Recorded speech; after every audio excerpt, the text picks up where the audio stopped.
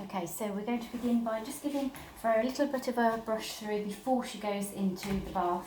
I usually recommend trying to get out any really bad knots or tangles before you go into the bath. People tend to think that once they bath the dog, the knots are going to fall out. Unfortunately, they don't. They actually tighten up, unless you've got a really professional blaster dryer, which most people haven't at home. You're going to find it very difficult to get the knots out after bathing them. So give them a good brush through beforehand while the coat is dry, if you can. So I would recommend using a good wire brush, something like this, got hard spikes on them. A soft cushion brush isn't really going to work if you've got quite a thick tangly coat. So if you can, a nice wire brush like this. When you're brushing the dog, obviously you've got to be very careful how much pressure you're applying. So if I'm going to brush the ear, I would always put my hand at the back of the brush as you're brushing like this. So in effect you're brushing your own fingers. Okay, so if it's hurting your skin, then it's hurting the dog too.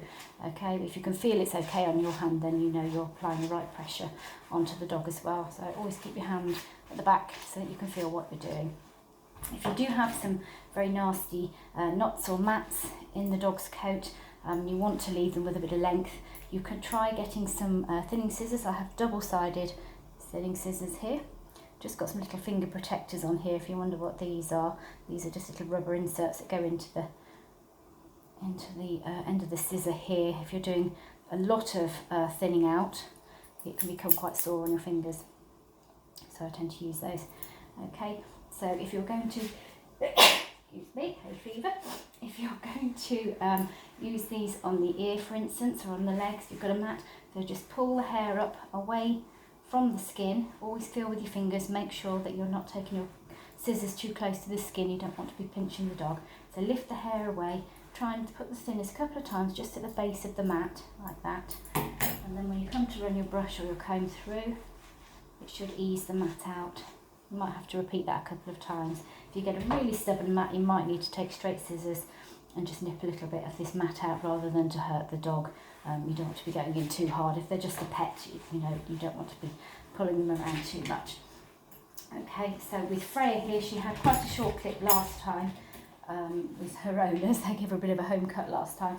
So she's quite short. She hasn't got a lot of feathering and she hasn't got any knots because they do brush her every day. So what I would normally do is just start with the tail, give it a good brush and a comb through. You want to try brush first if they're a bit knotty. In Freya's case, there's not a lot there and it's not knotty, so I'm just going to run through the comb. Okay, so just got a nice wide edge comb here. It's worth investing in a decent comb if you can, because you'll get a lot better out. There's various different combs and rakes for much thicker coats. Hers is quite thin, so I'm just using a normal metal comb here. And then I'm going to be leaving a little bit of feathering. Again, it's quite short at the moment. I'm going to leave a little bit of feathering at the back of the leg there, so just need to brush that out really. Front is going to be clipped down. Just a quick brush. Pay a little bit of attention to underneath the armpit here. This is often where you forget to brush. It's quite warm, it gets wet, and it can get quite knotty under there. I can feel a little tangle under there.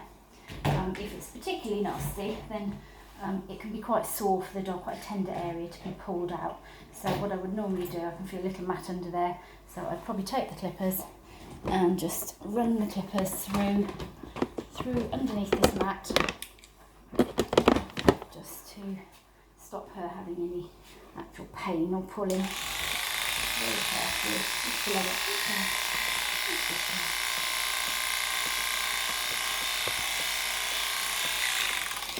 Okay, so you can see that didn't pull or hurt her, and it's just nipped that mat out without sort of tugging away too much of her skin.